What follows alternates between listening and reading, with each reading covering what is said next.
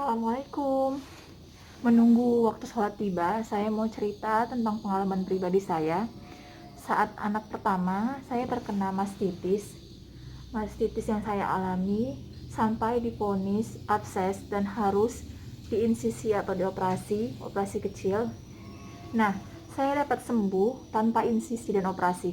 Saya mau cerita bagaimana dan gimana kejadiannya sampai saya ataupun gimana sebabnya sampai saya terkena mastitis ini. Awalnya saya terkena mastitis itu saya karena ingin punya ASI yang banyak. Jadi saya memutuskan untuk membantu produksi ASI saya karena saya mendengar info bahwa memompa ASI dapat membantu mempelancar ASI kita. Jadi saya membeli pompa ASI pada saat itu, pompa ASI manual. Saya tidak mau sebutkan mereknya. Dan sebenarnya karena kesalahan saya sendiri, pompa ASI yang saya beli itu mungkin size-nya terlalu kecil, jadi menyebabkan adanya luka atau lecet pada bagian PD saya, pada puting susunya. Nah, pada saat itu saya berpikir itu hanya lecet dan luka biasa saja, jadi saya biarin aja. Nah, lama-kelamaan luka tersebut saya biarin aja, tapi kok jadi nyeri gitu. Nah, karena nyeri yang saya alami, saya tidak menyusui dan bahkan tidak pompa ASI sama sekali pada bagian PD tersebut yang luka tadi, yang lecet tadi ya. Nah, karena saya tidak pompa ASI dan saya tetap memakai bra seperti biasa, mungkin branya juga terlalu ketat dan ada busanya, ternyata itu tidak baik ya. Jadi kok bengkaknya semakin parah, bahkan memerah, dan dipegang terasa sangat keras, seperti kita memegang papan. Nah, awalnya saya masih juga, oh mungkin bengkak karena susunya penuh gitu kan. Masih biasa aja saya. Lama-kelamaan, kok makin parah ya gitu. Terus saya demam, tulang-tulang badan saya juga sangat nyeri. Saya merasa juga mood juga tidak baik ya, karena stres mungkin. Akhirnya saya memutuskan untuk melihatkan atau mengecek ke dokter. Pada saat itu saya memilih dokter Objin kandungan. Namun di dokter tersebut saya hanya diberikan obat penghilang rasa nyeri dan hanya disarankan untuk mengkompres payudara tersebut dengan air panas, dengan air hangat. Rajin mengkompres katanya. Nah, saya ikuti caranya dan ternyata bengkaknya tidak juga hilang, bahkan semakin hari semakin keras saja, semakin memerah. Merahnya itu dari bagian PD-nya yang lecet tadi, yang luka tadi, sampai ke bagian ketiak. Itu merah dan bengkak. Rasanya sangat perih. Juga menyebabkan kita demam, mungkin karena adanya infeksi. Nah, jadi saya bingung, saya harus kemana? Saya pergi ke dokter bedah. Nah, di dokter bedah tersebut saya disarankan untuk insisi, operasi kecil sih memang. Cuma pada saat itu karena saya orang awam, saya tidak mengerti apa itu insisi, saya sangat takut. Nah, kemudian saya juga pergi ke dokter lain. Ke dokter lain juga menyarankan saya untuk diinsisi. Sampai akhirnya saya sangat takut. Ada juga sepupu saya yang bercerita bahwa temannya pernah mengalami hal yang sama seperti saya dan dibawa ke salah seorang dokter wanita, dokter kandungan, dan alhamdulillah sembuh atas pertolongan Allah tentunya. Dan saya pergi ke sana. Saya pergi ke dokter itu karena saya sudah tidak tahu lagi. Karena saya juga sudah bingung karena saya sudah melakukan pengobatan alami menggunakan tumbuh-tumbuhan, namun hasilnya mungkin pada saat itu belum ada. Jadi saya memutuskan untuk pergi ke dokter Objin itu.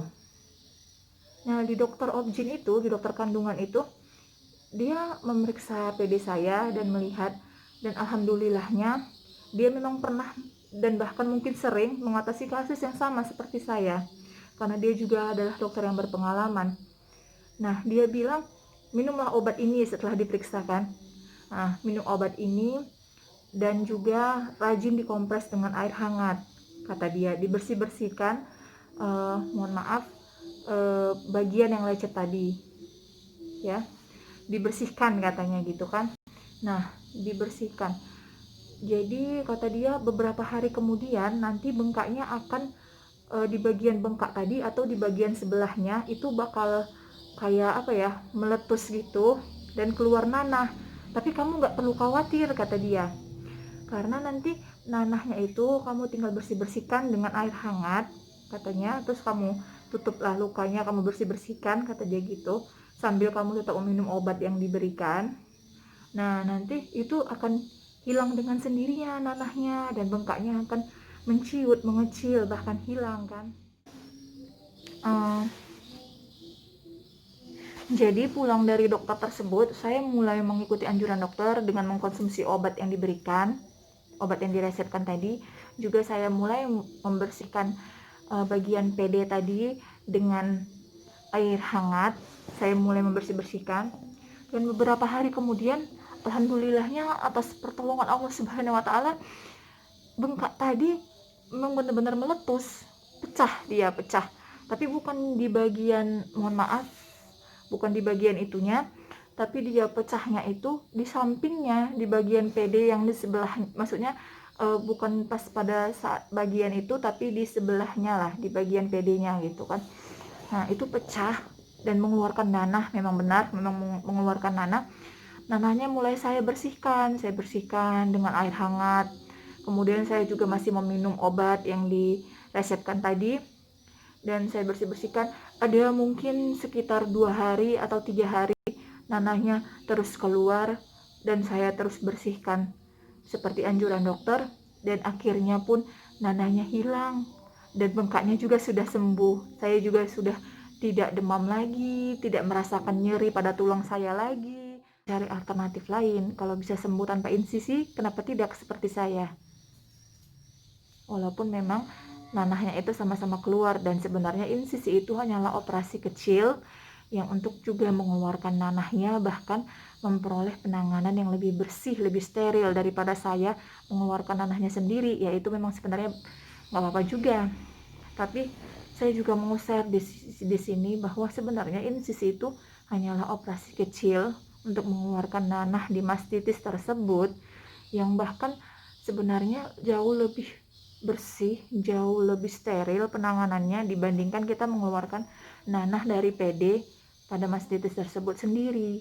Karena kan kalau di rumah sakit kan dengan penanganan medis jauh lebih steril tentunya. Tapi karena saya pada saat itu adalah orang awam, saya langsung berpikir insisi operasi dibelah atau bagaimana, saya takut kan. Padahal tidak, sebenarnya tidak seperti bayangan kita. Insisi itu tidak seperti itu. Makanya kalian juga boleh pergi ke dokter untuk mencari informasi